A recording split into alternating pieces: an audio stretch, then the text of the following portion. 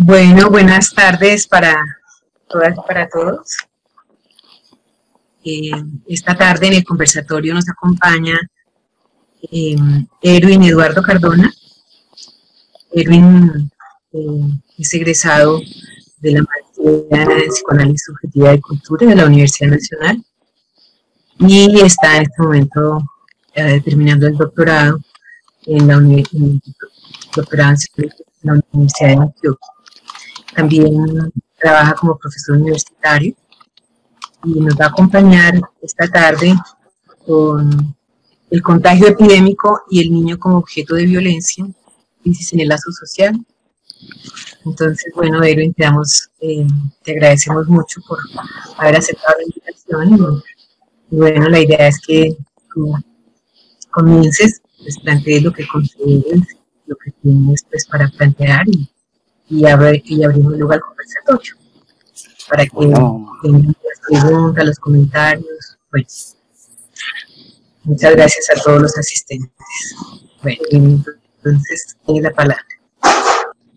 Carmen Lucía, muchas gracias por la invitación y a todos mis compañeros y profesores de la Universidad Nacional y miembros de Analítica. Les agradezco mucho haberme invitado a este espacio. La reflexión que yo traigo, en realidad, como lo ha mencionado en el título Carmen Lucía, es más un intento pues como de pensar lo que viene ocurriendo en la situación pues de pandemia que nos toca a todos y digamos la situación del niño frente a este tema de la pandemia, pero más que en concreto en términos de la pandemia por la que atravesamos, la relación que habría entre el niño y el contagio epidémico, que es básicamente lo que me interesa como presentar ahora.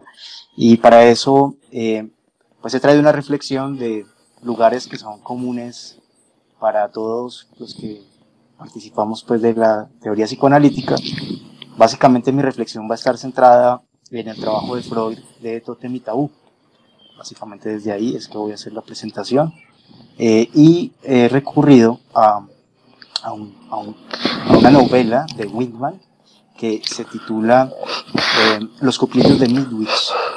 El texto de Whitman pues, me permite de alguna manera mostrar, ilustrar este asunto de la relación entre el contagio epidémico y el niño. Entonces es por eso que he traído ese recurso literario para compartirlo pues, y poder hacer la reflexión desde ahí. Y voy a iniciar entonces como con el contexto por el que atravesamos. La paradoja de un mundo globalizado podría ser el aislamiento y el encierro de la población. Tras la rápida expansión del coronavirus en el mundo, se puso en marcha la única solución conocida para enfrentar este tipo de situaciones, el confinamiento. Pero el aislamiento de las naciones, primero el aislamiento de las naciones, luego el aislamiento de las ciudades, las poblaciones, los barrios, las familias, por último, el confinamiento del individuo. Asistimos a la era de las sociedades confinadas. El brusco cambio parece advertir sobre una transformación en el lazo social.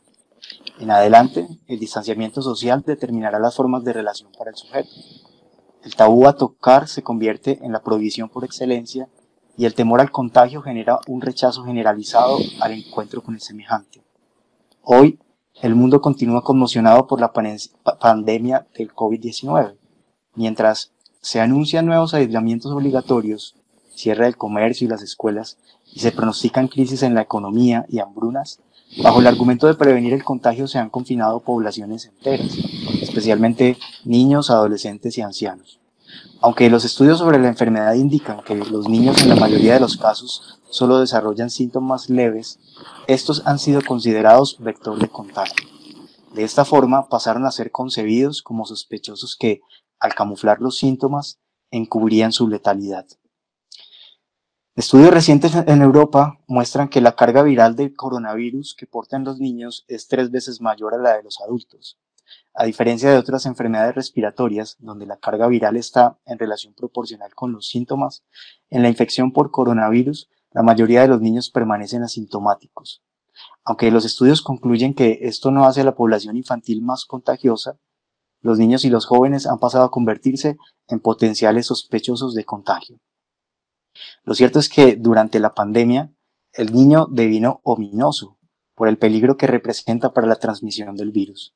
Por esa razón, los sospechosos silenciosos terminaron aislados de la vida social bajo dos premisas: la necesidad de protección frente al riesgo de contagio y la potencial amenaza que representan para los adultos. La retracción de las familias en el ámbito privado, considerado el entorno de protección por naturaleza para el niño, se convirtió en el mayor riesgo. Como señalan los datos sobre violencia infantil, los índices más altos de violencia contra el niño se presentan en el hogar, y el agresor en la mayoría de los casos es un familiar. Así pues, la medida que buscaba proteger al niño terminó agudizando las formas de violencia contra él. En un país como Colombia, cuyos índices de violencia ocupan los primeros lugares en el mundo, el panorama es poco alentador. La situación de salud pública permitió visibilizar la otra pandemia que devasta la condición humana y cuya cara más horrorosa es puesta en escena cuando el niño es tomado como objeto de violencia. Según las distintas agencias, ICBF, Policía Nacional, los delitos contra los menores se exacerbaron en medio de la pandemia. La situación empeora en las regiones con mayor presencia de actores armados en confrontación. En este marco, es preciso preguntarse por los efectos que tendrá el distanciamiento social en el lazo social. Las epidemias se encuentran ancladas de manera inconsciente al horror fundamental de la cultura. Cuando éstas se expanden sin control al conjunto social, amenazan con disolver el lazo a través de una violencia que termina contagiándose. En el recorrido me propongo analizar la relación que existe entre el contagio epidémico, el tabú que recae sobre el enfermo y los riesgos que representa para el lazo social. El primer punto entonces tiene que ver con la novela de la que les hablé, Los cuclillos de Midwich. En la novela de Whitman, Los cuclillos de Midwich, todo inicia con una epidemia de embarazos en un poblado a las afueras de Londres. Primero, el miedo se apodera de las mujeres al saber que están embarazadas. Después, los niños devendrán siniestros para los pobladores. Los embarazos se produjeron de manera simultánea en una especie de contagio inexplicable. Lo llamaron el Día Negro. Contrario a la felicidad que usualmente se atribuye al estado de embarazo, las mujeres se sentían desgraciadas, avergonzadas y aterradas. La sensación de extrañeza comienza a ser reforzada durante la gestación. Cito: no saber que hay algo que está creciendo ahí dentro y no saber cómo ni por qué es tan degradante. Tengo la impresión de ser un animal. Hasta ahí la cita. Cada día las mujeres se preguntan por aquello que crece en ellas y que se ven compelidas a incubar. Temen que lo que nazca no sea semejante a ellas. Algunas terminan suicidándose y la comunidad se pone alerta porque considera que el fenómeno puede colectivizarse. Otras entran en estado de shock y una de ellas comienza a vagar por las calles pregonando que los embarazos se deben a un castigo divino. Dios las habría castigado con una epidemia de bebés. En efecto, los pobladores de Midwich experimentan la situación como una verdadera epidemia. Unos días después ha surgido la teoría de que su embarazo se debe a una posible incubación realizada por alienígenas. Entonces las mujeres deciden reunirse para buscar una solución. Cito: somos nosotras quienes tenemos que arreglárnoslas por nosotras mismas sin que nadie se mezcle en ello. Hasta ahí la cita. Temiendo que los niños les fueran arrancados de sus brazos por científicos que buscarían estudiar el fenómeno, deciden guardar silencio y ocultar la situación. Argumentan que la maternidad es un derecho que solo les pertenece a ellas. Cito: no hay nadie, absolutamente nadie, que tenga mejor derecho o para quien este derecho sea más sagrado a proteger a sus hijos de la explotación que nosotras que vamos a ser madres. Hasta ahí la cita. Días después, los exámenes anuncian que todo va bien. En efecto, los niños nacen sin contratiempo. Para sus padres eran niños perfectos, aunque un poco extraños. La extrañeza proviene de un solo rasgo: sus ojos dorados. Cito: esa curiosa forma como nos miran, con sus ojos extraños, son extraños, eso es. Hasta ahí la cita. Para distinguir los niños de la implantación de los otros, se referían a ellos como niños en mayúscula. Pero la sensación de extrañeza que provocaban los niños termina reforzada por su condición de indiferenciación, pues los padres no podían distinguir a sus hijos de los demás. Esta situación señala la dificultad de integrarlos en el complejo especular que permite su reconocimiento. Cito: Lo que les daba un mayor aspecto de extraños era sin duda el modo como estaban dispuestos sus ojos, que no recordaba en nada una raza determinada que habitara una región precisa. Era una simple impresión. Nada permitía distinguir a un niño de otro, y de no ser por los cabellos, no hubiera podido distinguir con certeza a un niño de una niña. Hasta ahí la cita. La extrañeza provocada por los niños, debido a su imagen sin semejanza, aparece en Midwich para advertir sobre lo ominoso. Los niños parecían bastarse perfectamente a sí mismos en tanto no se les abandonara o no se les contrariaran sus deseos. Sin embargo, cada vez que esto ocurría o que las madres infligían algún dolor voluntaria o involuntariamente, ellas terminaban agrediéndose a sí mismas con mayor intensidad. Diferentes expertos comenzaron a interesarse en el fenómeno. Según su teoría, los niños provendrían de una implantación alienígena producida el día negro, después de que una nave extraterrestre se posara sobre el pueblo, esparciendo un gas que adormeció a los habitantes. Así, las madres serían apenas el huésped en el que fueron implantados. La teoría descartaba la partogénesis y la inseminación.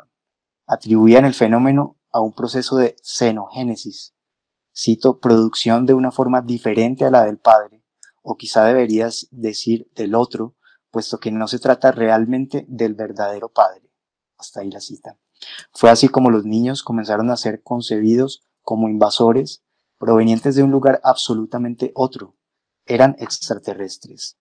Cito, este niño está tan lejos de pertenecernos que no corresponde a ninguna especificación racial conocida. Hasta ahí la cita. Los niños empezaron a ser llamados sustituidos, intrusos, niños cuclillo. Los cuclillos son aves que colocan su huevo en un nido ajeno.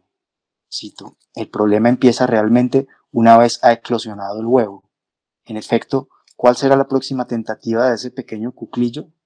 Sea cual sea, estará motivada por un instinto de conservación, un instinto caracterizado principalmente por una implacable crueldad. Hasta ahí la cita. Poco tiempo después comienza a observarse que los niños ejercen sobre las madres cierta compulsión. Así, las mujeres que se habían marchado de Midwich comienzan a sentir un fuerte impulso por regresar. De pronto han experimentado un sentimiento de inquietud, una necesidad que, de un modo u otro, notaban confusamente que no podían satisfacer al menos que volvieran. Esta especie de llamado comienza a ser experimentado por las madres como un grito ensordecedor, una invocación.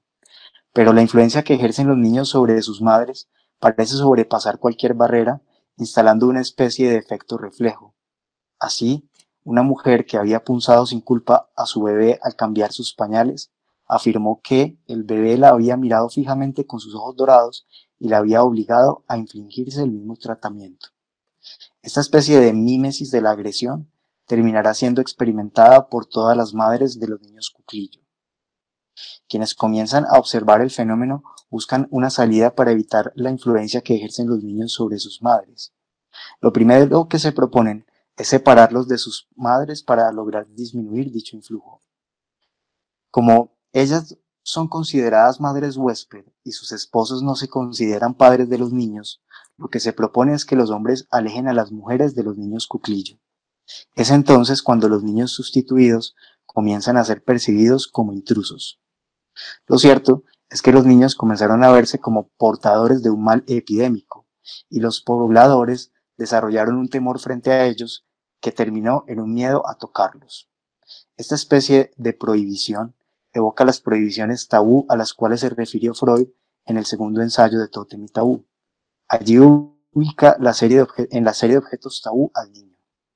El tabú encierra la ambivalencia, afecto y hostilidad. La definición de tabú en Freud introduce al sacer. Cito, este era corriente aún entre los antiguos romanos. Su sacer era lo mismo que el tabú de los polinesios.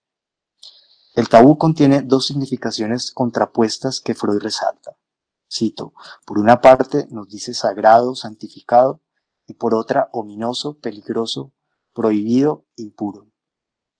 El tabú se manifiesta esencialmente en prohibiciones y restricciones. Designa el carácter sagrado de personas u objetos, así como su prohibición.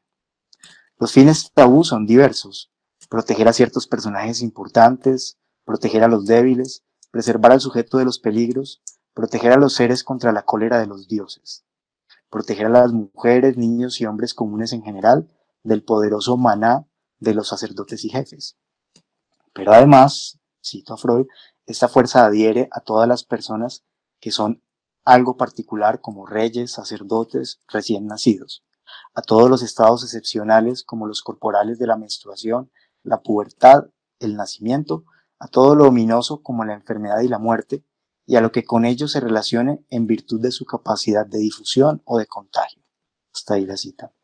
Los objetos y personas prohibidas están signados en general por su excepcionalidad. Tabú es entonces algo sagrado e impuro al mismo tiempo, que Freud sitúa del lado del delirio de tocar, de ponerse en contacto con algo que es además, como él dice, muy común en los obsesivos. El delirio de tocar ubica un conflicto que encierra la prohibición y la tendencia, es decir, una actitud ambivalente del sujeto con respecto al objeto, al acto prohibido. Cito, el carácter principal de la constelación psicológica fijada de ese modo reside en lo que se podría llamar la conducta ambivalente del individuo hacia un objeto, o más bien hacia una acción sobre el objeto. Quiere realizar una y otra vez esa acción, el contacto. Ve en ella el máximo goce, mas no tiene permitido realizarla, pero al mismo tiempo aborrece de ella. Hasta ahí la cita. La ambivalencia hacia el objeto tabú se expresa en dos acciones. Quiere el contacto, ve en este el máximo goce, pero al tiempo lo aborrece. En el caso del niño, encontraríamos estas mismas acciones. Se busca el contacto, el máximo goce, pero al tiempo se aborrece de dicho impulso. En estos dos planos, el de la tendencia y la prohibición, Freud aclara que, cito, la prohibición es expresa y consciente, en cambio, el placer de contacto que perdura es inconsciente, la persona no sabe nada de él. Hasta ahí la cita. Así entonces, a consecuencia de la represión, la motivación de la prohibición permanece ignorada, pero su energía proviene de allí. Todos los objetos tabú se encuentran prohibidos por cuanto existe una intención a gozar de ellos, una tentación a infringir la prohibición. Cito, el muerto, el recién nacido, la mujer en los estados propios de su sexo, estimulan por su particular desvalimiento el individuo que alcanza la madurez sexual por el nuevo goce que promete. Pero por eso todas estas cosas y todos estos estados son tabú, pues no está permitido ceder a la tentación. Hasta ahí la cita de Freud. El niño es tabú porque no está permitido ceder a la tentación de tomarlo como objeto de goce, pero el asunto con la prohibición es que si ésta se infringe, aparece una suerte de contagio, instalando la posibilidad de imitación que tendría por consecuencia la disolución de la sociedad. El sentimiento ambivalente, la relación tabú-sacer que recae sobre el niño, señala por sí solo la corriente contraria. Cito Freud. La presencia de esta hiperternura es común en la neurosis, en especial en la neurosis obsesiva, que utilizamos como principal término de comparación. Hemos llegado a entender muy bien su origen. Aflora donde quiera que además de la ternura dominante existe la corriente contraria pero inconsciente de hostilidad, vale decir, donde se realiza el caso típico de la actitud ambivalente de sentimientos. Esta ambivalencia puede observarse incluso en la ternura exagerada que se expresa en la relación madre e hijo. Si ahora aplicáramos al trato que se dispensa a las personas privilegiadas, se nos ofrecería la intelección de que a su veneración y a un endiosamiento se contrapone en lo inconsciente una intensa corriente hostil. Vale decir que, como lo esperábamos, aquí se realiza la situación de la actitud ambivalente de sentimientos. Hasta ahí la cita. Otra de las manifestaciones de dicha ambivalencia se expresa en el delirio de persecución. Dice Freud que así es exaltada de manera extraordinaria la significación de una persona determinada. Se exagera hasta lo inverosímil la perfección de su poder, y ello con el objeto de imputarle tanto más la responsabilidad de cuanta contrariedad sufre el enfermo. Según advierte Freud, así proceden los salvajes con respecto a su rey, cuando al atribuirle el poder de provocar determinado fenómeno natural, le destronan o le matan. Además agrega que, cito, el arquetipo que el paranoico recrea en el delirio de persecución se sitúa en el vínculo del niño con su padre, a quien le son atribuidas las desgracias imaginarias de la que es víctima. Volviendo a Midwich, 9 años después, los niños habían sido aislados en una escuela aparte a cargo de un grupo de especialistas que analizaban su comportamiento. Pero el panorama comienza a enrarecerse luego de un accidente en el que muere uno de los niños. Este evento desencadena una especie de agresión especular, de manera que quienes hacen daño a los niños terminan infligiéndose un daño insoportable a sí mismos. Fue así como empezó una oleada de venganzas entre los pobladores y los niños. Finalmente, se desencadena una violencia mimética entre los niños y los demás pobladores, especialmente los hombres, quienes no los reconocían como sus hijos. Como se consideraba que los niños habían alterado las relaciones familiares habituales, todos los hombres los odiaban. Cito, los cuclillos, supongo que nunca habrás creído que los hombres sintieran un verdadero afecto por los niños. Se han contenido tan solo para complacer a sus mujeres. Hasta ahí la cita. Estos niños extraños que evocan lo siniestro comienzan a ser objeto de violencia por parte de los pobladores. Freud se refirió a lo ominoso como aquella variedad de lo terrorífico que se remonta a lo consabido de antiguo, a lo familiar desde hace largo tiempo. La excavación de Freud en la palabra permite observar que en algún momento Unheimlich y Heimlich tuvieron el mismo significado, doméstico, familiar. ¿Pero acaso todo lo familiar es terrorífico? Por el contrario, Freud afirma que, cito, a lo nuevo y no familiar tiene que agregársele algo que lo vuelva ominoso. Hasta ahí la cita. Según indica, lo ominoso es algo sustraído del conocimiento y por lo tanto inconsciente, pero a la vez es reservado, inescrutable. Estas figuras causan impresión porque están aparentemente vivas o porque son inertes y toman cierta vida. El rasgo esencial de lo ominoso lo encarnan aquellas figuras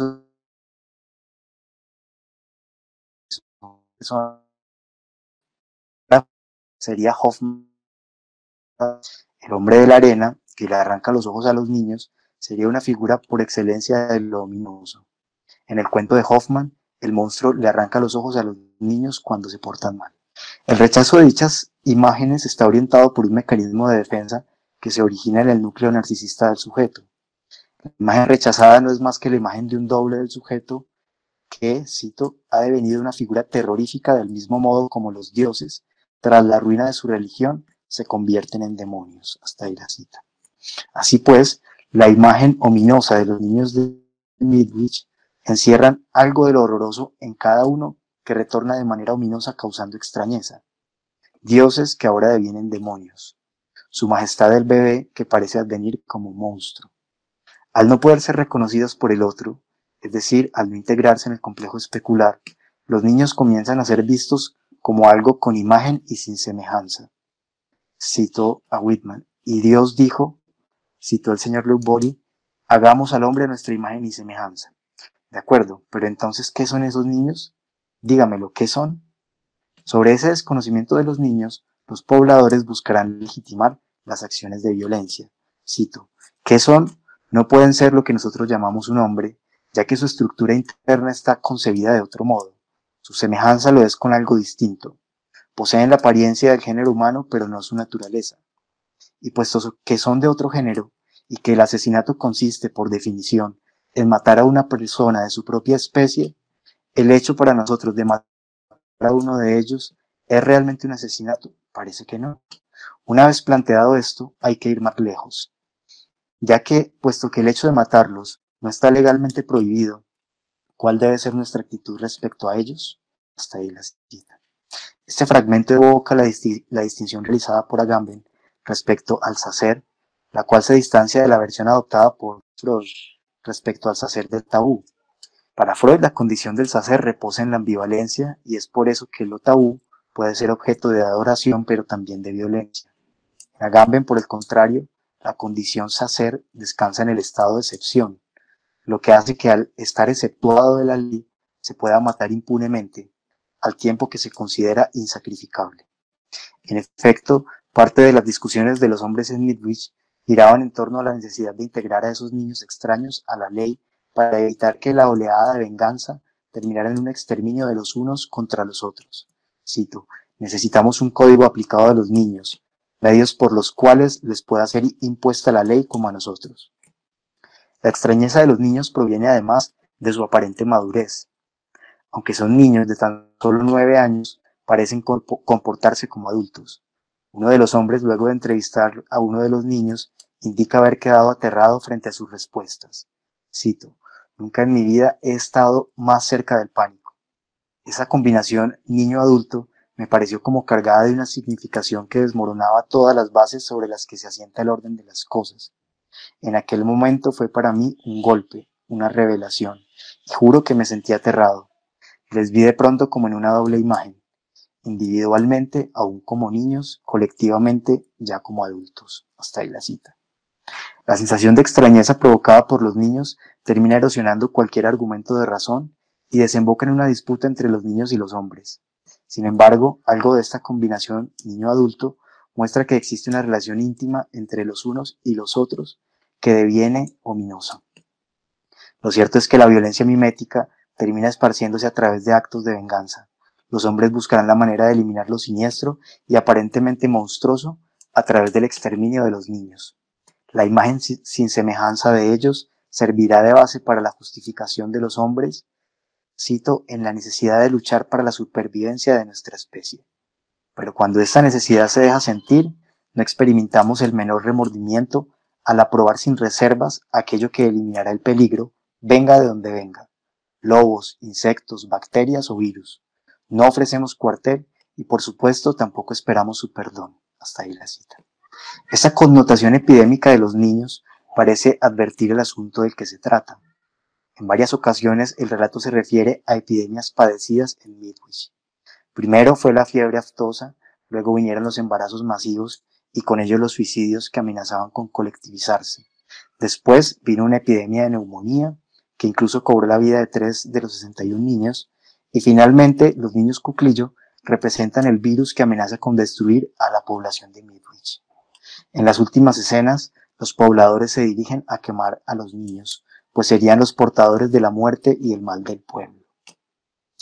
Paso entonces a una segunda parte, en donde voy a volver sobre lo que consigna Freud en Tótem y Tabú.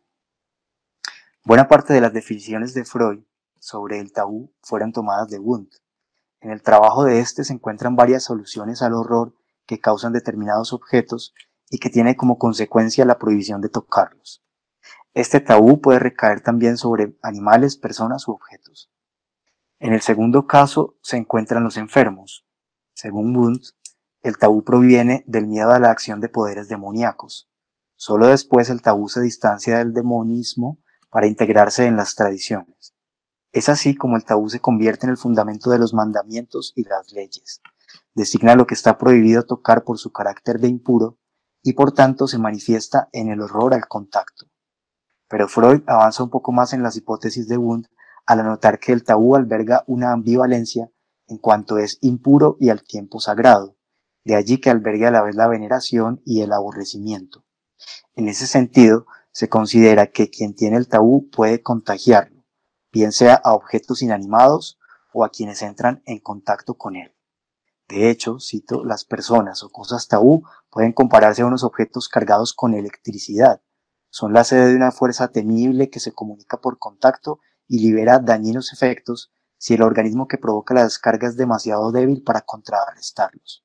Además, el carácter contagioso de un tabú es sin duda el que ha dado ocasión a que se procure eliminarlo mediante ceremonias expiatorias. Hasta ahí la cita. Los tabúes pueden ser permanentes y temporarios.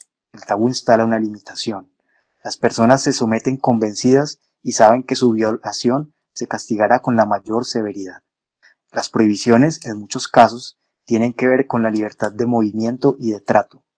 En ocasiones, las renuncias y abstinencias están acompañadas de todo un ceremonial.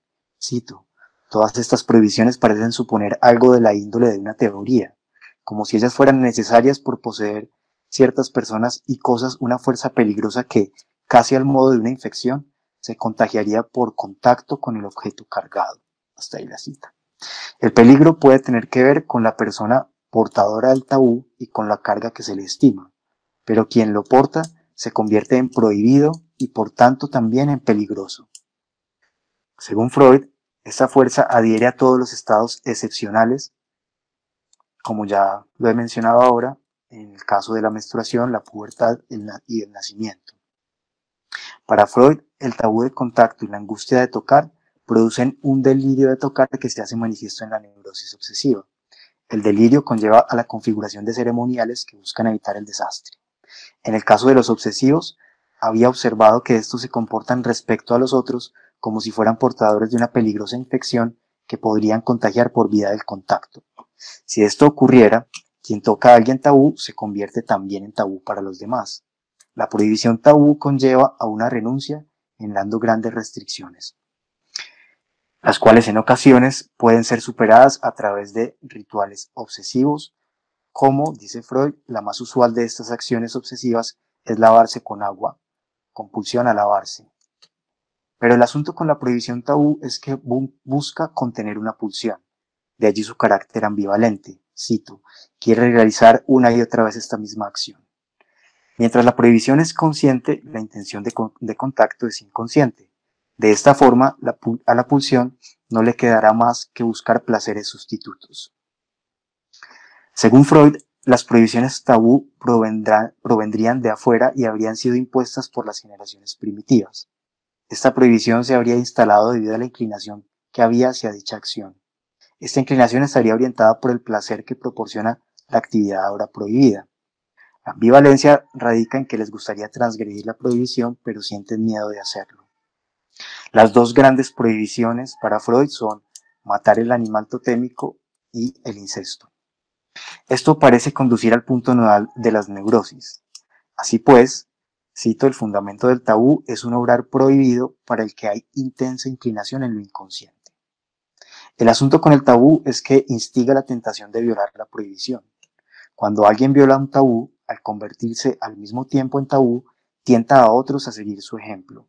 Cito, realmente, pues, es contagioso, en la medida en que todo ejemplo contagia su imitación. Por esta razón es preciso evitarlo a él igualmente. Hasta ahí la cita. Pero además, la violación de ciertos tabúes puede significar un peligro social, y es por eso que el castigo debe ser recibido por todos los miembros de la sociedad. Como lo resalta Freud, el peligro aquí es la imitación que podría terminar disolviendo la sociedad. De allí el gran problema que representa el delirio de tocar, pues, cito, por el contacto es el inicio de todo apoderamiento, de todo intento de servirse de una persona o cosa. Hasta ahí la cita. En resumen, el contagio del tabú induce a la tentación y por esa vía a la imitación, empujando a violar la prohibición.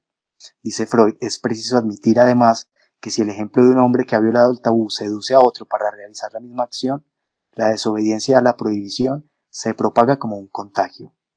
El contagio se produce por imitación porque además la lógica de la apetencia prohibida es el desplazamiento hacia los objetos.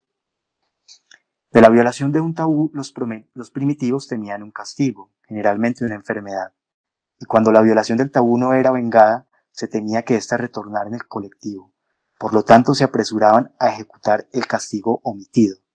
Se trata de una angustia de contagio proveniente de la tentación de la imitación que se esparciría viralmente de manera infecciosa. Por eso la prohibición debe recaer tanto para el criminal como para los posibles vengadores. En ese sentido, el riesgo que comporta la infección tabú es la violencia y con ello la disolución del lazo social. Paso entonces al tercer punto, que lo he titulado la epidemia de Tebas. El punto central de la discusión respecto al peligro que encarna el contagio se encuentra en relación directa con tabú al incesto, el cual representa el horror fundamental de la cultura. Es de allí que se deriva el riesgo de violencia que puede acarrear la peste incestuosa. Es también por eso que el tratamiento para la epidemia es la instalación de la ley del padre.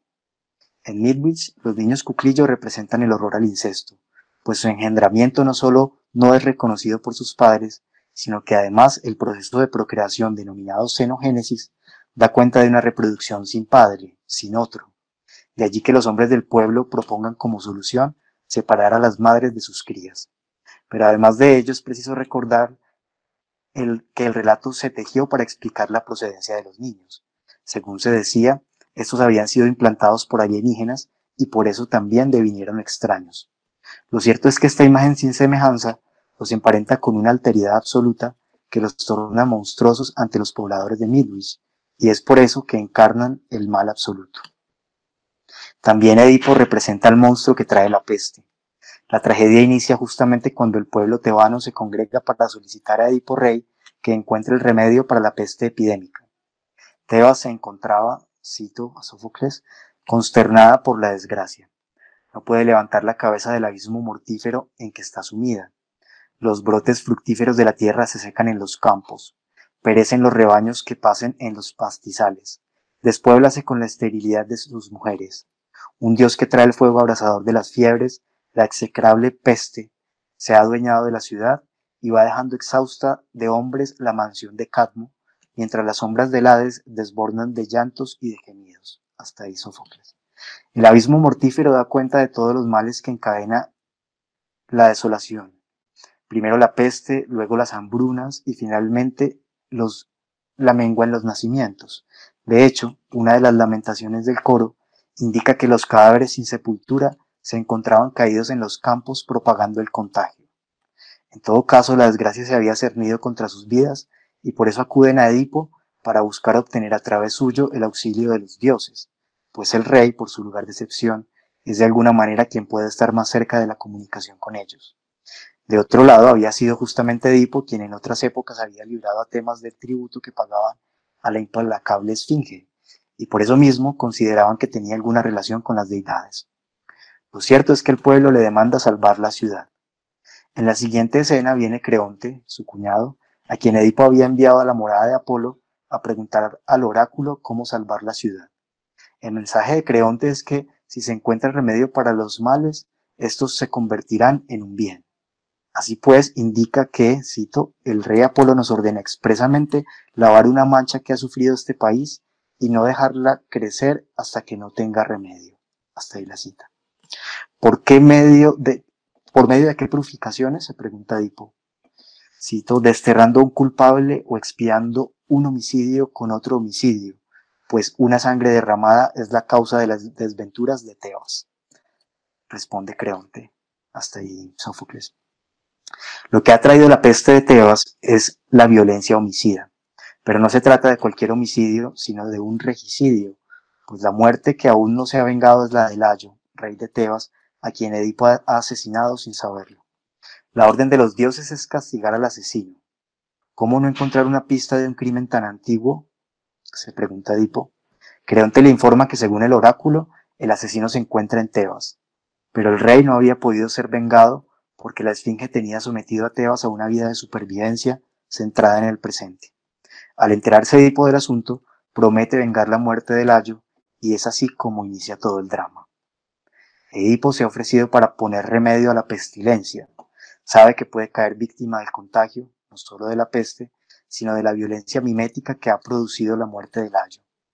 Anticipándose al destino del asesino, Edipo promete que a este nadie le ofrecerá plegarias ni sacrificios y afirma que se le ahuyentará de su casa como a un ser impuro, causante de la peste. Lo que propone Edipo es entonces la purificación del pueblo a través de la venganza sobre el criminal. El causante de la peste es considerado un ser impuro y es así como se refiere Edipo a él cuando indica que debe ahuyentársele de su casa como a un ser impuro causante de la peste. Al final de la tragedia, la impureza recae sobre el mismo Edipo una vez reconoce en él al asesino. Es por eso que la única forma de liberarse de la impureza de aquel que trae consigo la peste y la contagia es a través de la purificación. Solo la purificación puede salvar la ciudad de la calamidad. Pero el problema, mientras el culpable no sea hallado, es que la impureza se esparce entre todos los demás. Por eso es preciso hallar al verdadero culpable y someterlo a un acto de purificación que solo se encuentra en el sacrificio. El infortunado Edipo ha encontrado al asesino en su propia imagen y ninguna expiación parece romper el hilo trágico de su destino y de su prole. Luego de que Yocasta se ha suicidado, dice, cito Sófocles, ay, ay, qué infortunado soy, ¿a qué rincón de la tierra me iré así desgraciado? ¿Dónde mi voz podrá llegar? Ay, destino mío, ¿dónde me has hundido? La culpa trágica lo lleva a renegar de su propia vida y de aquel que no cumplió con su sentencia de muerte. Dice Edipo, porque si hubiese yo muerto entonces, no sería ahora para mis amigos y para mí un espectáculo de tan grande aflicción. Edipo ha pasado de ser un rey a ser un simple criminal. Dice, porque hoy a los ojos de todos soy un criminal, un monstruo nacido de padres criminales. He aquí entonces al monstruo que adviene en las vestiduras del rey para mostrar el carácter impuro de su procedencia. Pero esa maldad que porta constituye de por sí una herencia de sus padres criminales, herencia de la cual no podrá librarse. El monstruo que se ha sacado los ojos para no ver el horror de su destino y que ha deseado dejar de escuchar para aislarse del mundo, ahora le pide a Creonte que lo envíe lejos a un lugar donde no tenga que proferir palabra. En Edipo en Colona, desterrado de sus propios hijos, el viejo anciano y ciego vaga de la mano de Antígona. Entonces recibe la noticia de que ahora es ensalzado por los dioses que lo abatieron. Así lo pronostica el oráculo de Delfos. Edipo, que había representado la peste de la ciudad, pasa ahora a convertirse en un bien para quien lo acoja. Él encarna la purificación, la cual se producirá con su muerte. Es así como pide ser recibido en Colona por Teseo, pues pronostica una guerra contra Tebas, la cual ganará quien albergue su cadáver. El mismo Creonte va a Colona a tratar de persuadirlo de regresar a Tebas, pero Edipo se rehúsa. Dice, vienes para llevarme, pero no para conducirme a palacio, sino para albergarme en los confines y tener libre a la ciudad de los males que de esta tierra la amenazan. Pero eso no lo obtendrás, y en cambio tendrás esto otro. Allí entre nosotros, mi genio vengador habitará siempre, y sucederá que los hijos míos obtendrán herencia de mí tanta tierra cuanta necesiten para caer en ella muertos. Hasta ahí Sófocles. Creonte intenta llevarse a la fuerza a Antígona y a Ismene, esperando con ello que Edipo vaya tras ellas y termine sus días en Tebas. Pero Teseo, con quien Edipo ha logrado un acuerdo para morir en su reino, va en su ayuda y confronta a Creonte. Entonces Creonte indica, cito, y pensaba que a un hombre parricida e impuro no lo defenderían, y menos si sabían que había contraído incestuosas nupcias con su madre. Ahora es el turno para la defensa de Edipo, quien dice, si tuvo mi padre una predicción de los oráculos por la cual debía él morir a mano de su hijo, ¿cómo en justicia puedes imputarme eso a mí, que aún no había sido engendrado por mi padre, ni concebido por mi madre, sino que entonces aún no había nacido? Sin embargo, el destino trágico de Edipo es enfrentado por cada uno, y es allí donde la cultura traza un camino para su tratamiento. A quien Edipo ayude, de ello será la victoria. Finalmente, Teseo logra rescatar a las hijas de Edipo y más tarde, cuando llega el momento de su muerte, lleva a Teseo al lugar de su tumba y le pide guardarlo en secreto para lograr así la inmunidad de Colona. Cito, pero tú guárdalo siempre, cuando llegues al término de la vida manifiéstaselo a tu hijo mayor y luego que se lo diga al que lo suceda. De esta manera gobernará la ciudad inmune de las devastaciones de los tebanos. Hasta ahí la cita. A partir del momento en el que Edipo es llamado por los dioses al momento final de su muerte, se convierte de nuevo en tabú e impide ser tocado incluso por sus propias hijas. Cito, ciudadanos, brevísimamente puedo deciros que Edipo ha muerto, pero lo que ha ocurrido, una breve narración no puede contarlo ni exponer tampoco los hechos tal como han sucedido. Ese hombre, pues, ni debe ser llorado, ni ha muerto sufriendo los dolores de la enfermedad, sino que ha de ser admirado si hay entre los mortales alguien digno de admiración. Hasta ahí la cita. Finalizo entonces con un recorrido por algo que pues, desde el psicoanálisis conocemos bien, que es el mito del parricidio y pues toda la alusión que hace Freud en Tótem y Tabú sobre el tema. Cuarto, el asesinato del padre y la violencia fundadora. El camino que expone Edipo en Colona es el de la instalación de la ley del padre como mecanismo para enfrentar el riesgo epidémico del incesto. Ese es también el otro extremo del análisis propuesto por Freud en Tótem y Tabú. El otro extremo de la violencia se encuentra en el mito totémico. De alguna manera, el horror fundamental del incesto, que se estima como mal contagioso, intenta controlarse a través de la ley totémica. Por eso la función esencial del tótem es instalar la exogamia. Cuando esta ley fundamental no opera, la violencia se vuelve epidémica y se esparce de manera mimética. La tesis de Freud sobre el banquete totémico surge a partir de la formulación de Robertson Smith. El filólogo constituye una de las fuentes importantes sobre las cuales funda Freud la teoría del parricidio. La tesis está construida a partir del sacrificio, el cual presupone una víctima divina. Según Robertson Smith, el sacrificio en el altar constituye la pieza fundamental del rito de las religiones antiguas. Se realiza como ofrenda a una divinidad para ganar su simpatía. Es entonces un acto de comunión entre los fieles y su Dios. El sacrificio de animales, del cual participaban los creyentes, es el más antiguo. El banquete se oficiaba a través de una ceremonia pública, fiesta sacrificial, de obligatoriedad para todos los miembros. Se sabe por hallazgos etnológicos que en ocasiones las víctimas eran niños, pues se exigía que las víctimas encarnaran la pureza. Pero de otro lado, si el niño representa a la víctima por excelencia, es en cuanto él mismo representa el máximo horror, pues es quien porta la tendencia incestuosa. En todo caso, el sacrificio parece necesario, pues a través de él se realiza un tratamiento del mal que de otra forma se convertiría en contagioso y además se hace posible el lazo social. En el totemismo, la comunión de la fiesta sacrificial reafirma los lazos recíprocos entre los fieles. Por tanto, el lazo de unión debe ser repetido para ratificarse. La fuerza ligadora se encuentra en el banquete, comida y bebida, pero el banquete también refuerza el lazo con la deidad, pues se considera que comparte la sustancia de los comensales. En cuanto al animal del banquete, como bien lo resaltan los estudios etnográficos, únicamente está permitido cazarlo para la fiesta ritual. El resto de días está prohibido matarlo. Así pues, es prohibido para un individuo matar al animal totémico, mientras que solo la comunidad a través de la fiesta ritual puede exceptuar la prohibición. Lo cierto es que el animal sacrificial, el dios y la comunidad comparten la misma sangre. Este linaje de sangre es el que le permite a Freud establecer la relación entre el animal totémico y la deidad. Cito, en realidad era el antiguo animal totémico, el dios primitivo mismo, a través de cuya matanza y devoración los miembros del clan refrescaban y reafirmaban su semejanza divina. En adelante todo se trata de una figuración, una invención mítica que Freud se permite construir. Él mismo así lo admite. Cito, representémonos la escena de aquel banquete totémico, dotándola además de algunos rasgos probables que no se pudieron apreciar hasta ahora. Destaca primero las diferentes acciones de la fiesta ritual, miembros del clan disfrazados como el animal totémico, obligación a participar de la matanza y el banquete, lamentaciones posteriores al asesinato. Después, júbilo festivo y licencia para el desenfreno pulsional.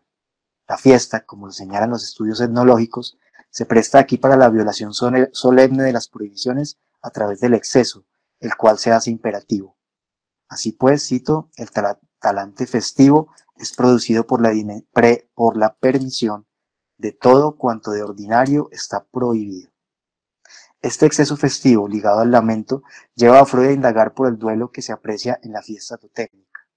Para dar respuesta al asunto, introduce la premisa de que el animal totémico es el sustituto del padre. De allí entonces la ambivalencia de sentimientos que se expresan en la fiesta ritual. Bajo este postulado, y a partir de la tesis de Darwin sobre la sociedad de las sociedades humanas, desarrolla su hipótesis que él mismo califica de fantástica. La primera parte del asunto es retomado sin variantes de la versión darwiniana. El padre de la horda es un padre celoso y violento que se reserva para sí el goce de todas las mujeres y expulsa a los hijos cuando crecen. Freud admite lo mítico de la explicación de Darwin, pues señala que no existen sociedades que permitan observar este fenómeno. Como el punto de partida de las observaciones etnológicas son las sociedades totémicas, el asunto para dar crédito a la hipótesis de Darwin es lograr mostrar cómo se pasa de la horda primitiva a las sociedades totémicas. Bajo ese eslabón perdido, Freud construye su mito. Cito, un día los hermanos expulsados se aliaron, mataron y devoraron al padre, y así pusieron fin a la horda paterna. Unidos osaron hacer y llevaron a cabo lo que individualmente les habría sido imposible. Que devoraran al muerto era cosa natural para unos salvajes caníbales. El violento padre primordial era por cierto el arquetipo envidiado y temido de cada uno de los miembros de la banda de hermanos. Y ahora, en el acto de devoración, consumaban la identificación con él. Cada uno se apropiaba de una parte de su fuerza. el banquete totémico, acaso la primera fiesta de la humanidad, sería la repetición y celebración recordatoria de aquella hazaña memorable y criminal con la cual tuvieron comienzo tantas cosas, las organizaciones sociales, las limitaciones éticas y la religión. Hasta ahí la cita. La figuración freudiana parece haberse apoyado en la tesis de Atkinson, quien había indicado ya que el único enemigo del padre de la horda era la banda juvenil de hijos que cuando tuviera la suficiente fuerza arrancaría con violencia a la mujer y lo asesinaría. El mismo Atkinson había notado también que tras el parricidio sobrevendría una lucha fratricida entre los hermanos, impidiendo la organización social. Sin embargo, también consideraba que sería posible una transición menos violenta a partir del amor materno que lograría apaciguar la envidia de los hermanos y terminaría persuadiéndolos para aceptar la ley del padre. Lo cierto es que el mito freudiano muestra que la función de la ley del padre se encuentra anclada en la violencia. Primero la violencia del protopadre, luego la violencia de los hijos parricidas y finalmente la violencia fratricida. La distancia con la tesis de Atkinson proviene de los presupuestos psicoanalíticos respecto a la ambivalencia, pues a partir de allí, Freud señala que así como hay odio hacia el padre violento, también hay identificación con sus hazañas. El arrepentimiento de los hijos parricidas termina finalmente fortaleciendo al padre muerto. Es así como finalmente se instala la ley totémica, restaurando la ley del padre a partir de la prohibición del incesto y el asesinato. La prohibición del incesto tiene como función mantener el lazo social. Por la disputa por el objeto sexual solo crea desavenencias entre los miembros del clan. Cito: si los hermanos se habían unido para avasallar al padre, ellos eran rivales entre sí respecto de las mujeres. Cada uno habría querido tenerlas a todas para sí, como el padre, y en la lucha de todos contra todos se habría ido a pique la nueva organización. Esta prohibición es entonces la que permite fundar los lazos de la comunidad, pero al tiempo su funcionamiento depende de la restauración de la ley del padre, pues el tótem, elemento diferenciador, es el elemento diferenciador que permite hacer efectiva la prohibición. Freud indica que tras graves querellas entre los hermanos, no les quedó más remedio que aceptar la prohibición. Pero además, a través de la ley totémica, pudieron calmar el sentimiento de culpa y reconciliarse con el padre. La versión freudiana de la ley totémica se funda en la relación entre violencia y ley. La comunidad de los hermanos se instala únicamente a costa de que la violencia que dirigieron contra el padre, la comunidad de los hermanos se instala únicamente a costa de la violencia que dirigieron contra el padre en el crimen primordial. Una vez restaurada la ley, se busca que la violencia no se dirija a ninguno de ellos. Es por eso que la prohibición de matar al padre es transferida a la prohibición de matar al semejante. Como lo señala Freud, esta sería la herencia para la instalación del mandamiento no matarás. Pero ¿qué ocurre cuando la peste epidémica no logra ser controlada a través del sacrificio representado en la muerte del padre? ¿Cuál es el horror que encarna y de qué manera se esparce por el lazo social? ¿Qué riesgos comporta esta situación para la cultura? Dejo hasta ahí, muchas gracias por su escucha. Erwin, muchas gracias. Bueno, en ese planteamiento que nos haces con respecto a esos niños a quienes se les rechaza por ser el objeto mayor de contagio y a la vez el objeto que explicita la prohibición, ¿no? La prohibición fundamental y la prohibición del incesto, y ese vínculo que haces con la violencia, con la venganza sobre el criminal, y que pones en tensión justamente esas dos prohibiciones fundamentales, ¿no? La del incesto y la del parricidio. Entonces damos apertura a preguntas o a comentarios frente a lo que nos ha planteado Erwin para que conversemos sobre esto que él trae, pues, donde nos muestra diferentes facetas en relación con la temática que nos trae. Bueno, primero, Erwin, qué texto tan hermoso, muchas gracias, me gustó mucho escucharlo y me parece que aporta elementos para pensar esta vivencia, esta experiencia atravesamos de la pandemia, pues muy diferentes, muy interesantes, pero el asunto es cómo en acto, eh, digamos, emerge una significación ominosa que, que, que rompe o que muestra más bien las fragilidades del lazo social, ¿no? Sí, es interesante porque, eh, pues, de un lado, ya en términos de los discursos médicos, en general, frente a las infecciones respiratorias, digamos, los niños están, por decirlo así, en una condición de vulnerabilidad normalmente. Y paradójicamente este virus no cumple esas características de otros virus respiratorios.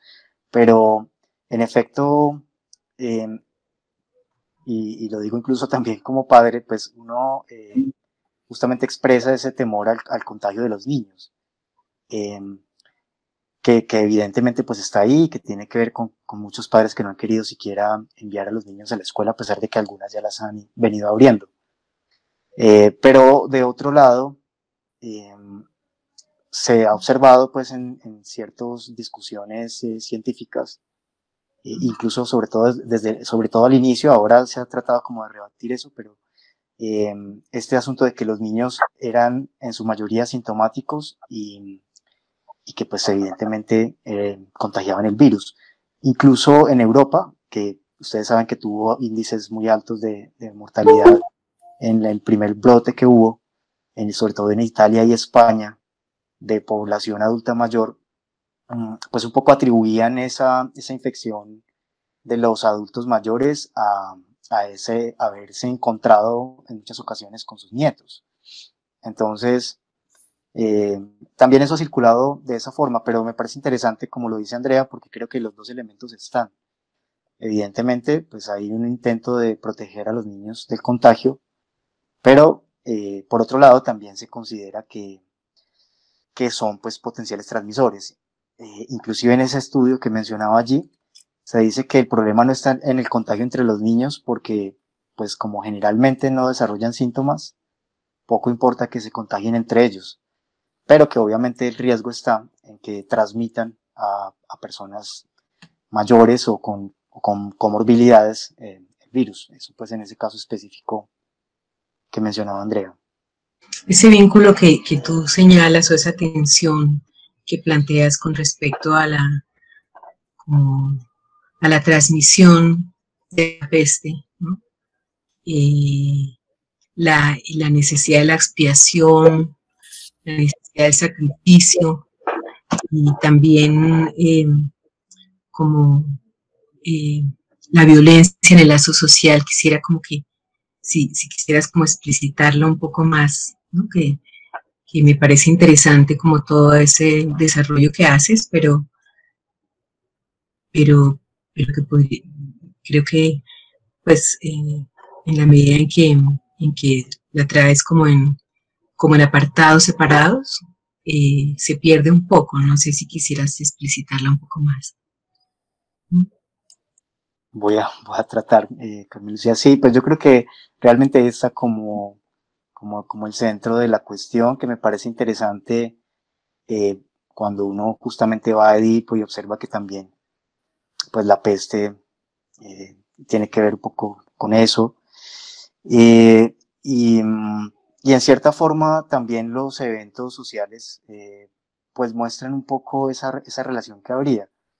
No necesariamente una relación directa entre este virus o esta pandemia y la violencia, pero sí, digamos, quizá las causas estructurales que sostienen este momento histórico, o diríamos como esa configuración de la época, eh, en donde comienza a verse en muchos lugares que, pues por un lado, hay una serie de movimientos en masa, de descontentos populares y demás, pero también pues una violencia extrema, sobre todo de parte de los agentes gubernamentales, ¿no?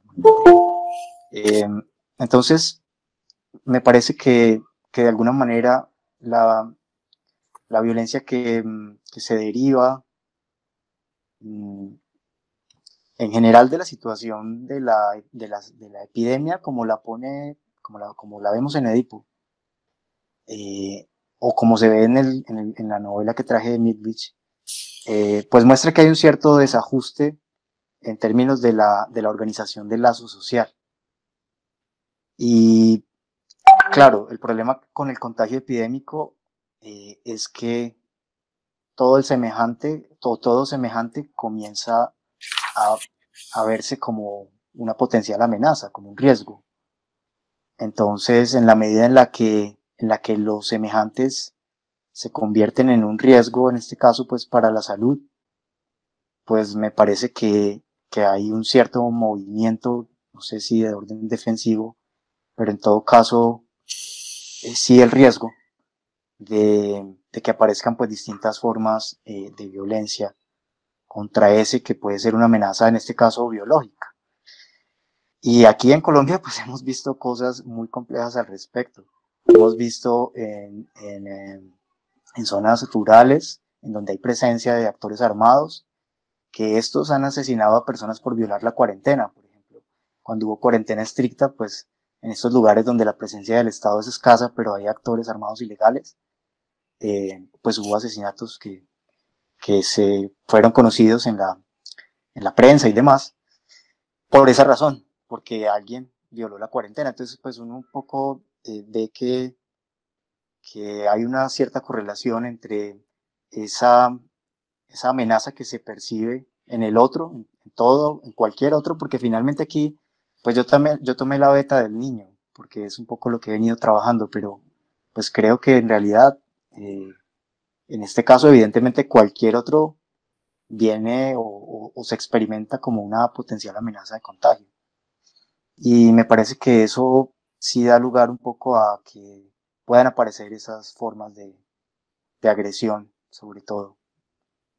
Yo quería de nuevo también preguntar como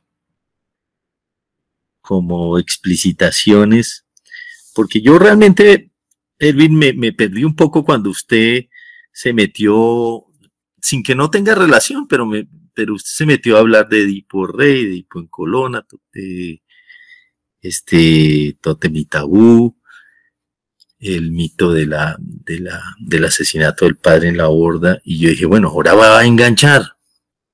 Y me faltó el enganche y ahí dijo, bueno, ya paró aquí, entonces dijo, bueno, nos toca a nosotros enganchar al parecer. ¿Sí? Pero digamos, yo me preguntaba, el asunto es que en razón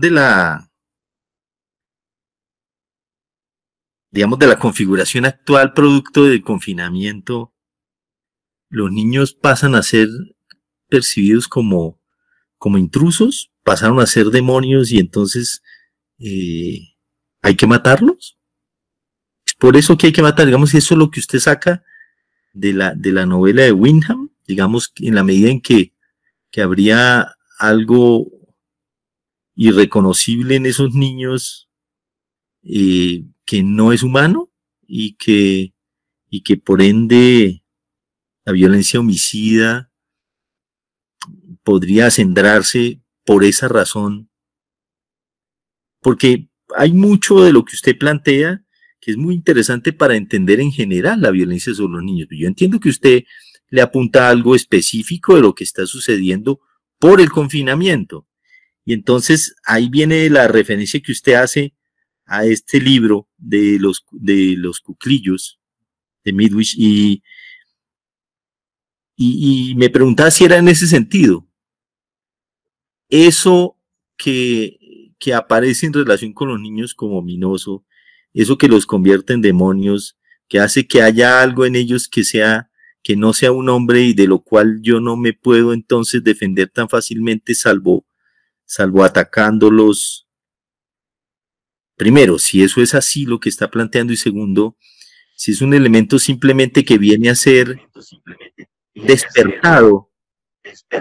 Yo quise pues desde luego la referencia al tema de la pandemia y la situación de los niños, un poco como para situarme en lo que está pasando en este momento y que partiera de ahí la discusión, pero me parece que es un asunto que no tiene que ver solo con lo que ocurre ahora, sino que me parece que tiene que ver más con la época, y tiene que ver más con la forma en la que son concebidos los niños hoy, pero no porque de entrada sean el monstruo que aparece en los cuclillos, sino porque están los dos elementos. Y ahí es en donde me parece interesante la discusión de Freud sobre el tabú y la ambivalencia. De alguna manera, por eso es que voy a Edipo, para mostrar que el asunto va un poco más allá y se trata más bien como de una regulación que parecería no operar muy bien en la sociedad actual y que es la que hace que estos niños, por ejemplo, como los de los cuclillos, en donde los padres no se sienten eh, como realmente padres de los niños, pues son los que llevan a desencadenar esta situación. Pero me parece que, no, que yo creo que la pandemia en realidad, pues un poco lo que sí ocurre, que sí es propio de la pandemia, es que al encerrar a esos niños con sus padres, como tuvo que hacerse por el confinamiento, ciertas formas de agresión hacia los niños se hicieron muy manifiestas y hay cifras que muestran que la llamada violencia intrafamiliar pues aumentó y sobre todo en el país nuestro, pero en general la misma OMS ha hecho llamadas y la UNICEF sobre ese tema. Pero digamos, creo que no fue algo que provocó la pandemia. La pandemia lo explicitó. Sí, un poco pienso que es más bien eso, pero creo que la situación obedece más bien a un, llamaríamos, desajuste de la época en esas formas de regulación. Y pues lo que se puede observar, tanto en el caso de Edipo, como en algún sentido en la novela de los cuclillos, es que, claro, esa figura ominosa del niño, incestuosa, digamos, pues es la que deviene ominosa, cuando no existe el tratamiento para evitar el horror, porque de alguna manera me parece que lo que está en el fondo pues es el horror fundamental, el horror al incesto. Y eso es lo que hace que los niños en general en la época actual vengan de esa forma. En la novela hay algunos elementos que permiten pensar en que los niños devienen venenosos, sobre todo para los hombres del pueblo, para sus padres, pues para los esposos de sus madres, bien que no son sus padres o que no se reconocen como sus padres. Entonces, de un lado, digamos, uno podría llegar a establecer una cierta relación en ese sentido, y también en el sentido de que en el relato se dice que los niños nacieron de esa forma que ahí denominan xenogénesis, que es una palabra inclusive que también está, o es más bien, es una forma de reproducción que también aparece en Huxley, en Un Mundo Feliz, la xenogénesis. En todo caso, es una forma de reproducción, como lo indica explícitamente la novela, sin padre y sin otro. O sea, de alguna manera ahí hay una exclusión del padre de ese proceso de engendramiento del niño. Y eso pues permitiría un poco pensar en que la violencia que después se desencadena y la argumentación, porque hay toda una justificación pues, incluso lo que se pretende es realmente exterminar a los niños. Pero pues hay toda una justificación para ello, como algunas de esas yo las traigo en el relato, ¿no? Como que no pueden considerarse humanos porque no tienen las mismas características de un humano, y como que tampoco su asesinato puede considerarse un delito porque precisamente al no ser humanos pues se está desatacando a una plaga, y ahí hay como cierto desliz sobre, o cierta relación que se establece entre los niños, los virus y las enfermedades, diríamos. Entonces me parece que en algún sentido sí podría uno establecer esa relación en ese relato de los cuclillos con el horror al incesto y por supuesto el castigo o la expiación un poco de esa situación.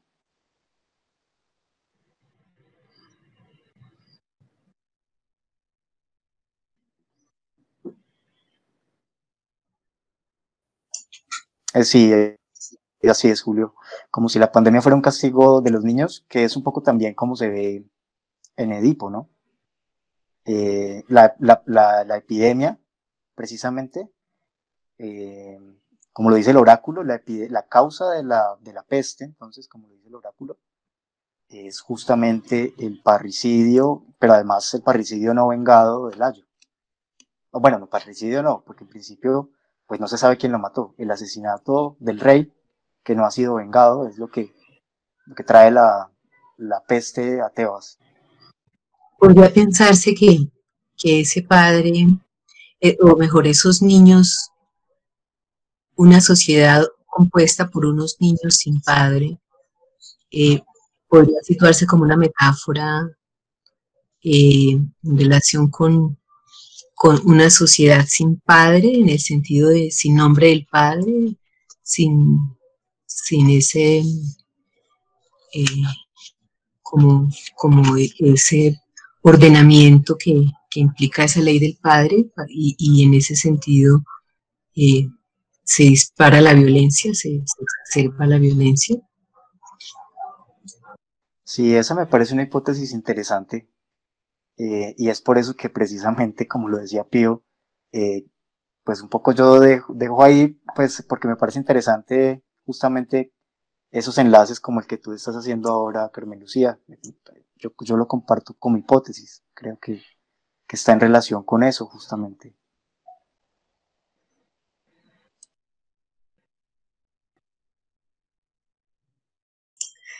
Buenas tardes para todos, mi nombre es Janet Cardona.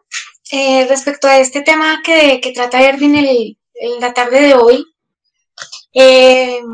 a modo personal, pues yo podría como establecer una reflexión en esta situación que estamos viviendo.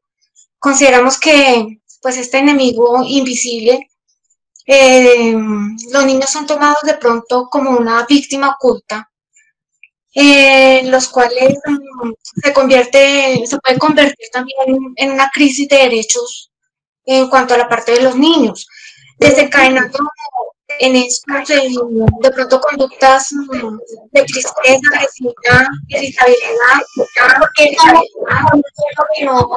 de no asistir a su escuela, de estar compartiendo con sus amigos. En cuanto a los datos de pronto una disolución social, por ejemplo, tomaría yo de pronto a padres preocupados por perder su trabajo, por enfermarse. De pronto cuando toda esta situación entra en juego como amenaza, a veces se escatiman esfuerzos por una comprensión y adaptación entre padres e hijos. Gracias. Gracias, Jan, por tu pregunta, o tu comentario, más bien. Sí, pues creo que lo que decía ahora, como ese encierro entre padres e hijos, pues es evidentemente peligroso. Digamos, lo es en pandemia y lo es sin pandemia también. De alguna manera, justamente el funcionamiento, en este caso de lo que trae Freud, pues el funcionamiento del tótem o la función del tótem es permitir la exogamia como él lo muestra y como lo muestran los estudios etnológicos, es decir, que debe haber un operador que saque al niño de esa relación, y el riesgo está precisamente en que no exista en que esa función no esté operando, la separación entre padres e hijos, digamos, que es lo que da lugar justamente al incesto, pues el incesto en ese sentido. Y creo que precisamente por eso en la pandemia se comienzan a visibilizar ese tipo de situaciones, quizá más que sin pandemia, pero insisto en que el problema no está ahí, sino que está en otro orden, diríamos, en un orden más simbólico si se quiere también, pero eh, pero que muestra también de alguna manera que el riesgo, pues digamos, el riesgo permanente de los hijos es justamente estar ahí encerrados, literal o no, con sus padres. Sobre ese punto me gustaría intervenir, Erwin. Gracias por su presentación. Y el asunto de ese encerramiento propio de la pandemia lleva a una cuestión más general, que es más bien un rasgo de la forma como se ha organizado la familia en este tiempo, alrededor del hijo. Las formas de organización que hacen del hijo el pivote de la familia, el fundamento de la familia. Las consideraciones entonces que usted plantea, Erwin, hacen resonar la cuestión de si en el niño está en el tabú, porque allí residiría la mayor tentación. Hay algo propio como del funcionamiento cultural actual que ha sido muy bien presentado en un texto de Serge André, que se llama la pedofilia, justamente. La pedofilia no como una perversión de algunos cuantos que tendrían esa inclinación de su vida erótica por los niños, sino la pedofilia como instalada en el funcionamiento actual cultural. La divinización del niño, el valor erótico que en distintas imágenes de publicidad vienen a ocupar, a cobrar los niños. Y bueno, es como en esa vía que me resuena la intervención tuya, Eduardo, en el sentido de algo propio del funcionamiento actual, donde la pedofilia está operando, a nivel general, ¿sí? Y de múltiples maneras, la inclinación sexual por el niño. Asunto que desde luego en circunstancias actuales de confinamiento pues queda manifiesta a través de pues, las cifras que escuchamos cotidianamente respecto de abusos sexuales sobre los niños, pero que de nuevo es algo generalizado de nuestro funcionamiento cultural. Muchas gracias, Belén, por el comentario. Y sí, estoy de acuerdo en que hay algo de la época y en esa alusión que traes a Serge André y la relación que le establece entre pedofilia y me parece que es un término más que él pone, que es el de infantolatría, que es un poco como esa sacralización del niño, diríamos. Y creo que eso es muy, muy evidente en la sociedad actual. Y es un poco también lo que permite observar ese carácter ambivalente. Yo creo que, aunque no pude hacerlo notar muy bien, pero por ejemplo en Midwich en algún momento hay algo parecido. Los niños, porque estos niños además tienen, eso no lo mencioné ahí, pero estos niños tienen como ciertos poderes, diríamos, o ciertos talentos que no tienen otros niños. Son como unos niños excepcionales, diríamos. Y de alguna manera creo que eso está en juego, en este caso en específico, que es esa sacralización del niño, o esa infantolatría, que me parece mejor el término que utiliza y Serge André, que tiene mucho que ver con el discurso de la época, ¿no? Y como él lo muestra, cómo justamente, por ejemplo, el capitalismo hace de la imagen del niño una imagen publicitaria, erotizada, una imagen para promover el consumo. Y yo, claro, no creo que esa sea la explicación para que recaiga sobre el niño la pedofilia. Pues creo que hay de todas formas una disposición hacia la pedofilia, es decir, que el niño, como lo decía Freud en algún momento, es un juguete erótico del adulto. Pero sí creo que más bien el problema está en que los elementos que deben regular de alguna manera ese proceso para que no ocurra esa pedofilia de la que tú hablas, que entiendo que no es precisamente la pedofilia que nos muestran del perverso pedófilo, el violador pues, de niños, sino más bien por el contrario, la que está en todos los padres, justamente en esta situación de encerramiento familiar propia de la modernidad. Entonces yo creo que desde luego ese elemento es muy importante para poder pensar ya transversalmente la cuestión y para poder pensar en el papel del niño y en la relación que se establece con el niño en la sociedad actual. Y sobre todo, pues como en quizá ya en dónde está pues la falla o qué es lo que no opera, digamos, en términos simbólicos, quizá, para poder establecer esas regulaciones que de alguna manera, al menos como lo pone Freud, pues tienen mucho que ver con la estabilidad de la cultura, ¿cierto? Esas dos grandes prohibiciones, pues finalmente para Freud son las que permiten sostener el lazo, pero si no están, bueno, creo que sí, pues pueden haber una serie de problemas como el que estamos observando. Yo quisiera de pronto, o pienso que hay como dos padres, algo así, no es que sepa mucho, pero supongamos está la situación de que a los niños les toca vivir con el papá y la mamá permanentemente. Y aparte de eso, pues la institución dentro de casa. Allí no habría como en los niños una situación de no querer ver ninguno de los padres, como en la película, como en la novela.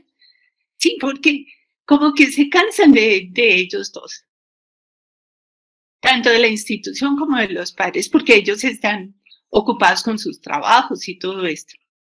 No sé si me ocurre decir eso.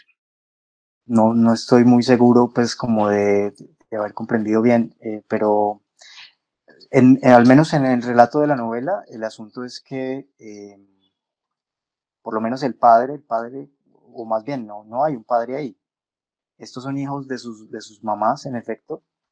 Incluso tienen una cierta influencia sobre ella, que también me pareció interesante, pues, como en ese relato. Pero no hay una figura de padre por ningún lado, ni siquiera de ese que tú mencionas, del padre de familia. Y en el delito de querer matar al padre, lo presento en cuanto a la institución como tal y al padre como también algo de autoridad y todo esto. Uh-huh. Sí, pues al menos en la novela de los cuclillos no se observa eso.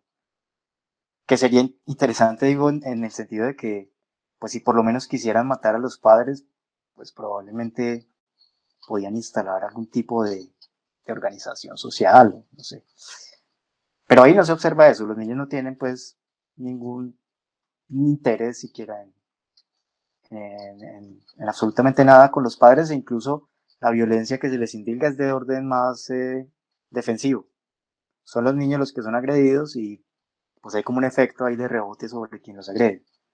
Pero en este caso, que eso también pues resulta como interesante, ellos no tienen ningún tipo de rivalidad con los padres.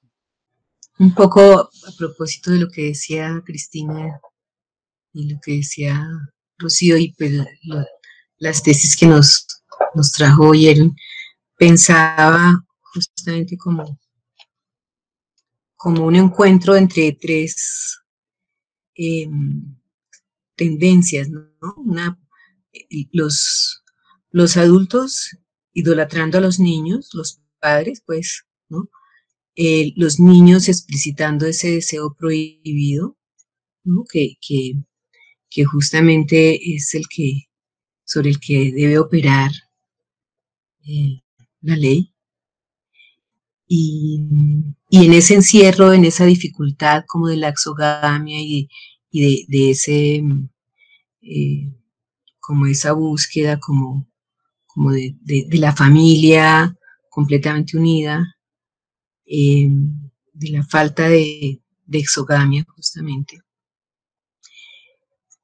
Aquello que fácilmente puede exacerbar la violencia, ¿no? Como, es decir, en ese sentido, un poco como lo decía Erwin, la ambivalencia entre ese amor, un amor idólatra, pues un poco ese niño pues completamente hecho rey, pero a la vez ante cualquier decepción, cualquier desilusión, cualquier dificultad con el adulto, es también sobre él que recae esa violencia, pues sin contemplaciones, ¿no?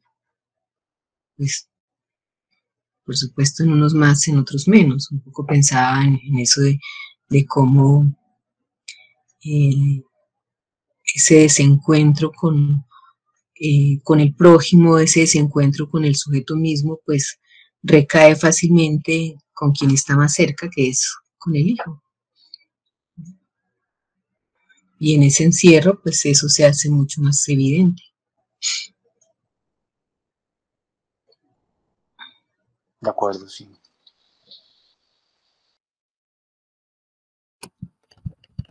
Yo quisiera comentar algo que se me ocurre ahorita escuchando la charla, que tiene que ver con que si hasta parece que, pues, me parece ir entendiendo que el problema de hijos sin padre, sin la ley paterna, sería solo de la época. Pero hay algo que no se me resuena si pudiéramos también plantear, apelando a más allá de la época, y de pronto entonces con el mito, con Edipo, si hay algo de que está amenazando la cultura permanentemente y que el mito lo puede mostrar, quizás, no sé hasta qué punto esa lectura pueda trabajarse un poco, con que el padre está fallando, como si no fuera solo de la época, sino hay una constitución que el mito nos pudiera ayudar a ubicar, muy propia del humano, en que la violencia es inminente por esa vía, tanto para el niño en particular como para todos. No sé, a propósito de esta discusión, si pudiéramos ir un poquito allá, no sé, Erwin, ¿cómo lo encuentras?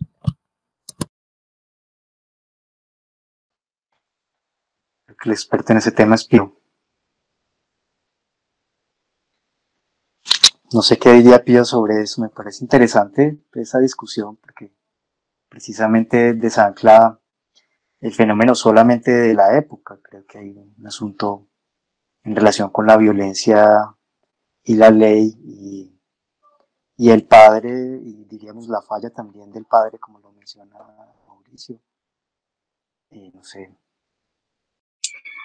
Yo pensaba, pues, la novela de Wilhelm, pues que no la he leído, pero pues con respecto a lo que nos trae Erwin, cuando aparece la epidemia, es decir, que el embarazo es una epidemia y un embarazo sin padre, si es algo que puede ser así como El Mundo Feliz, como estos libros que son un poco premonitorios de una época posterior, si justamente ahora que ya va a haber la posibilidad de tener hijos sin padre, pues, ya sea con la clonación o con la inseminación, en donde el padre no importa, si justamente eso puede situarse o podría pensarse como una epidemia, como algo que puede desatar una violencia muy grande en la medida en que el hombre se siente excluido en esa generación sin padre, ¿no? Es decir, en donde hay algo, pues inicialmente lo pensaba justamente por la pregunta sin padre en el sentido del orden simbólico, es decir, del nombre del padre, pero ahora lo pienso un poco más literal con la novela, ¿no? Es decir, donde solamente la madre puede gestar al hijo y el padre queda completamente excluido y si eso podría pensarse como algo,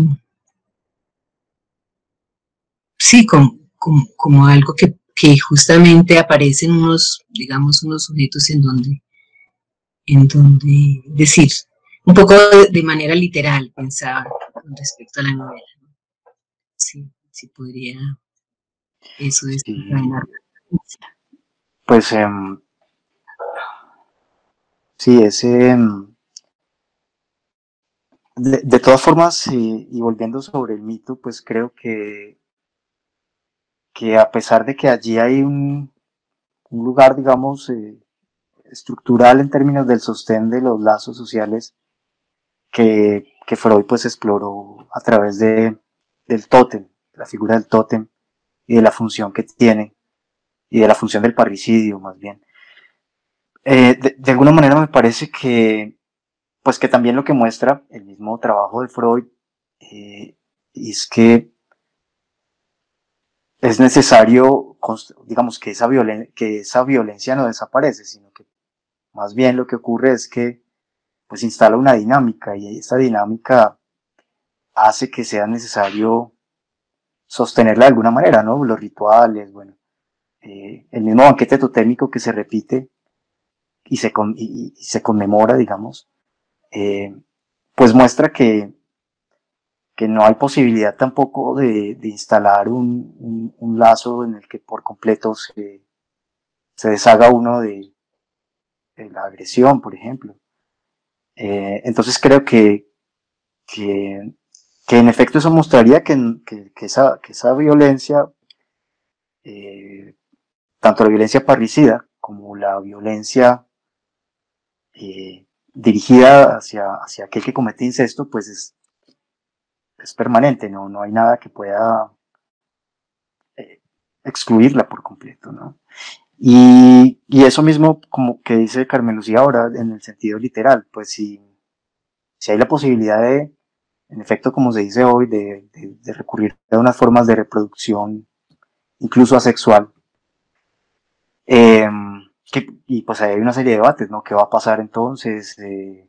¿Cómo se reconoce ese sujeto? ¿O quién va a asumir la paternidad? ¿O de qué forma? Y seguramente eso también pues introduce unos cuestionamientos nuevos. Y yo me imagino que pues de alguna forma esto nos remite de todas formas al campo pues simbólico, ¿no? O sea, quizá el asunto no sea solamente si es posible que ese ejercicio de reproducción prometa hacer un humano sin necesidad de una reproducción sexual, sino por clonación, por ejemplo. Pero creo que, pues que de alguna manera eso más bien lo que muestra es como pues siento yo como una cierta renegación, más bien, ¿no? de, de, la, de la figura del padre, pues.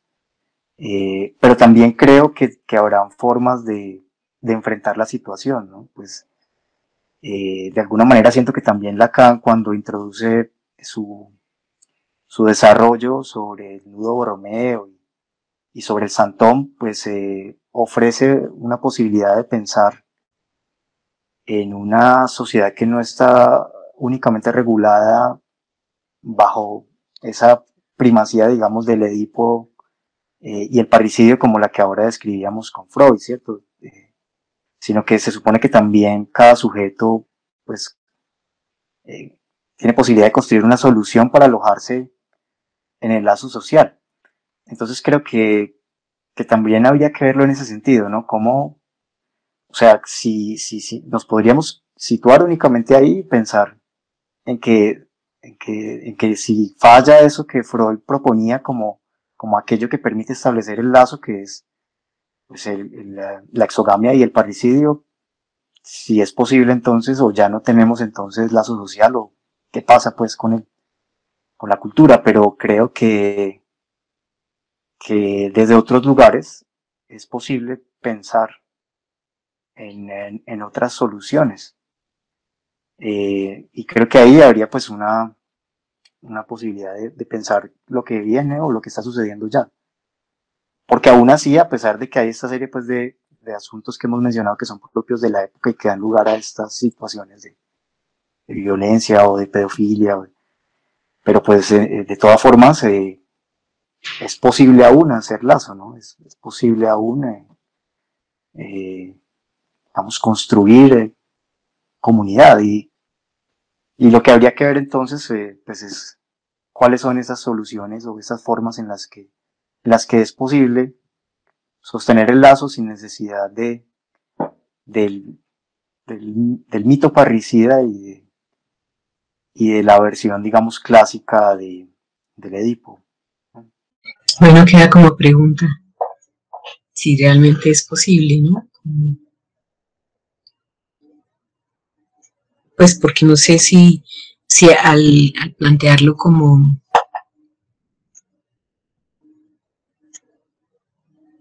una sociedad en donde no aparezca como ese mito parricida, digamos, como generadora de la cultura,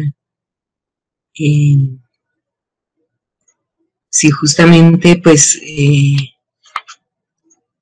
si es posible hacer lazo en la medida en que aparece como estructural eso, ¿no? Pues porque, pues, digamos, pues Freud lo plantea como en los inicios de la cultura, pero de todas maneras se plantea que algo que se reactualiza en cada ser humano, el tener que simbólicamente deshacerse, digamos, situar al padre en un lugar que implica matar al padre, ¿no? Entonces, y tú mismo el Edipo como estructural, por supuesto, como con esas variaciones que se pueden plantear en torno a la estructura, ¿no? Sí, me parece como... No sé si hay más intervenciones, pues se nos acaba el tiempo. Y bueno, si no hay, le agradecemos mucho a Erwin. Erwin, nos agradecemos que nos hayas compartido pues tu texto, tus reflexiones y que nos deja como muchos interrogantes y de eso se trata. Podamos a partir de todo esto no solamente conversar acá, sino seguir pensando lo que podemos hablar acá o lo que escuchamos. No, muchas gracias, Carmen Lucía, a ti y a todos los miembros de Analítica por haberme invitado y por compartir conmigo sus inquietudes, sus reflexiones también. Para mí son muy valiosos también los comentarios que he recibido. En parte, pues esto ha surgido un poco en el tránsito de la tesis que vengo elaborando y me sirven mucho también esos comentarios para alimentar el trabajo que está, espero, en su recta final. También espero poder acompañar este u otro espacio de analítica, pues así como están ustedes ahora escuchando. Estoy lejos, pero creo que esta opción que nos ha abierto la pandemia de conectarnos a través de las redes virtuales pues nos acerca un poco de otra forma. Entonces me gustaría poder participar de esos espacios con ustedes. Muchas gracias. Sí, gracias. Estos conversatorios son cada 15 días y pues también están los seminarios de analítica, pues eso sí tienen diferente horario según el seminario, ¿no? Y pues sí, bienvenido cuando quieras acá al conversatorio o a cualquier espacio de analítica. Muchas gracias.